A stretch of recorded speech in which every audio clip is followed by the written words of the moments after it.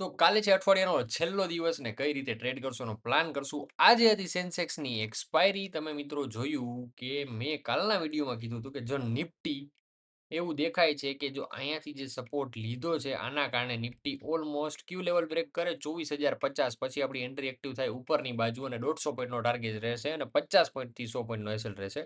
આ setup draw કરી દીધું હતું. માર્કેટ ક્યાં ઓપન થયું? ગેપ ડાઉન, ગેપ ફિલ કર્યો. જે સપોર્ટ હતો એને બ્રેક કરીને રિટ્રેસ કર્યું ને પાછું નીચે ગયું. હવે ક્યાં ઊભું છે? તો કે જે લોકોએ મારા ટેલિગ્રામમાં મને ફોલો કરેલો છે એ લોકોને મેં કીધું 23,900 નો એક સપોર્ટ છે એ બ્રેક થાય પછી આપણે મંદીનો પ્લાન 23,800 નો જે સપોર્ટ છે આવીને બેઠું.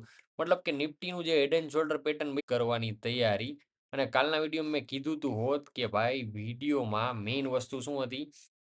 નિફ્ટી તેજી કરશે, સેન્સેક્સ મંદી કરશે એવું દેખાય. કાં તો કે સેન્સેક્સમાં almost head and shoulder pattern જે બની ગઈ છે એ ડાઉનફોલ કરવી જોઈએ. તો આજના દિવસમાં શું કર્યું પહેલા સેન્સેક્સે તમે જોવો જે એનો સપોર્ટ એરિયા છે આ મેં 76,383 મતલબ કે ઓલમોસ્ટ રાઉન્ડ ફિગર 400 કરી નાખો 76,400 નો. તો અહીંયા ખુલ્લું ઉપર ગયું જે ટ્રેન્ડ લાઈન નીચેથી જો કાલનું જ આ એનાલિસિસ છે કે જે આ ટ્રેન્ડ લાઈન અહીંથી આવતી હતી ને એને રિટ્રેસ કરી અને ફોલ ડાઉન કર્યું.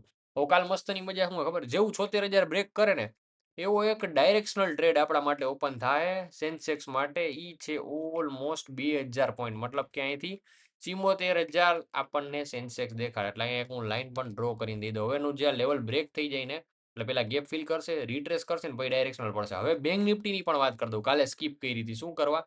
57,600 બ્રેકડાઉન કરે ત્યાંથી આપણે નીચેની બાજુ જોશું. તો આ એક લાલ લાઈનની રાહ હતી બ્રેક થઈ ગઈ છે અને આ પણ લેવલ બ્રેક થઈ ગયું છે. તો હવે એક બેંક નિફ્ટી માટે ડાયરેક્શનલ ટ્રેડ ઓપન થાય છે જે છે હું તમને અહીંયા બતાવું. ત્યાંથી હવે જો આ ડાઉન સાઈડ જાય ને એટલે અહીંયાથી 1000 પોઈન્ટ 800 પોઈન્ટનો એસએલ અને ડાયરેક્શનલ ટ્રેડ આપણે પ્લાન કરી શકીએ 2400 પોઈન્ટ મતલબ કે ઓલમોસ્ટ બેંક નિફ્ટીમાં આ મંથલી એક્સપાયરી સુધીમાં આજે થઈ ગઈ છે 23 તારીખ, કાલે છે 24નું એનાલિસિસ આપણે કરી 30 તારીખ સુધીમાં આપણે આટલા લેવલ્સ અચીવ કરી શકીએ. એટલે ઓલમોસ્ટ આપણે અહીંથી પ્લાનિંગ કરી પહેલા 1000 પોઈન્ટ ને ત્યારથી બીજા 1500 એટલે 2500 પોઈન્ટનો ઓલમોસ્ટ પ્લાન તમારી સામે છે ડાયરેક્શનલ ટ્રેડર્સ માટે. નિફ્ટીમાં વાત કરીએ તો નિફ્ટીમાં ભાઈ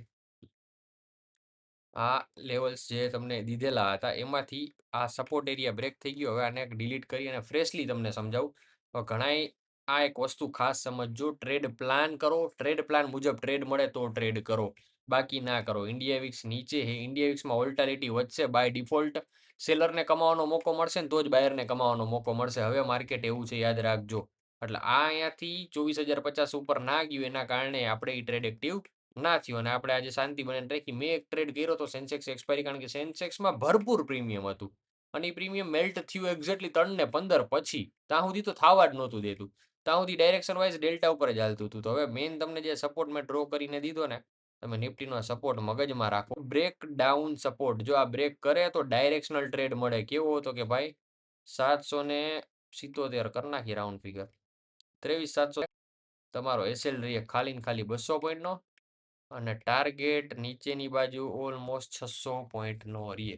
એટલે ફ્યુચર સેલ પ્લાનિંગ કરીએ ₹1,00,000 લઈને 600 પોઈન્ટ કાઢીએ તો 65 ઇન્ટુ 600 કરો એટલે છાંય છાંય 36 એટલે 36 થી ₹37,000 તમને પ્રોફિટ થઈ શકે. 65 ઇન્ટુ 600 પોઈન્ટ્સ એટલે 39,000 નો મતલબ કે તમે હેજ પોઝિશનને બાદ કરી નાખો તો ₹1,00,000 ફ્યુચર તમે સેલ કરીને બેઠા હોય હેજિંગની સાથે તો ડાયરેક્શનલ ટ્રેડમાં આપણને પ્રોફિટ રહેવાના ચાન્સ રહે 30% સમથિંગ ના અને લોસ એમાં તમે ઓલમોસ્ટ જોવા જાઓ તો એ 1 to 20 પોઈન્ટ્સ એટલે 12,000 સમથિંગનો લોસ રહે. એટલે કર્યા જેવી વસ્તુ બને મારા હિસાબે. અને બેંક નિફ્ટીમાં પણ ધ્યાન માટે બહુ ઇમ્પોર્ટન્ટ છે અને ફ્યુચર ટ્રેડ કરવું બેટર એ ઓપ્શન્સ કરતા. સો એક આ પોઈન્ટ માઇન્ડમાં રાખજો અને ડાયરેક્શન વાઇઝ તમને મેં એનાલિસિસ આખું વધારે સમજાવી દીધું બધી જ વસ્તુમાં. લેવલ્સ તમારી સામે ક્લિયર કટ છે.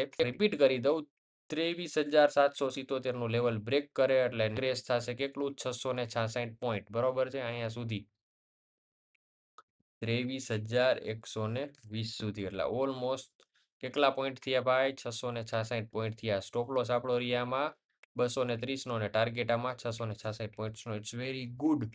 સો લેટ સી કે આ મંથ એન્ડ સુધીમાં આપણને ટાર્ગેટ મળે છે કે નહીં.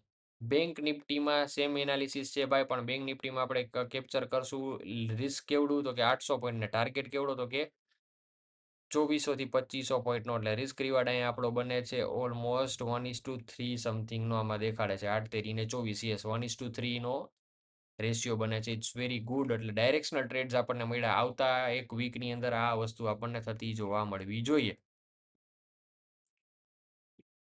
વાત કરીએ ઇન્ડિયા વીક્સની તો આજે એમાં 1% મૂવમેન્ટ છે. બાકી કંઈ ઇમ્પોર્ટન્ટ જોવા જેવું છે નહીં. ને રિઝલ્ટ મંથ પણ છે થોડો ઘણો. તો લેટ્સ સી કસ્ટમ રેન્જમાં ઇન્ટ્રાડે નિફ્ટી નિફ્ટીમાં સપોર્ટ વીક છે. રેઝિસ્ટન્સ સ્ટ્રોંગ છે 24,000 નો. એટલે 24,000 ને એસએલ પ્લાન કરીને આપણે હાલવું જોઈએ.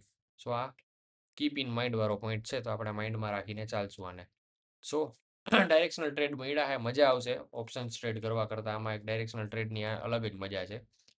તો ધ્યાનમાં રાખજો, આ એનાલિસિસ ખાસ કરીને ડાયરેક્શનલ ટ્રેડર્સ માટે છે. મળીએ નેક્સ્ટ વિડીયોમાં. જય હિન્દ, જય ભારત.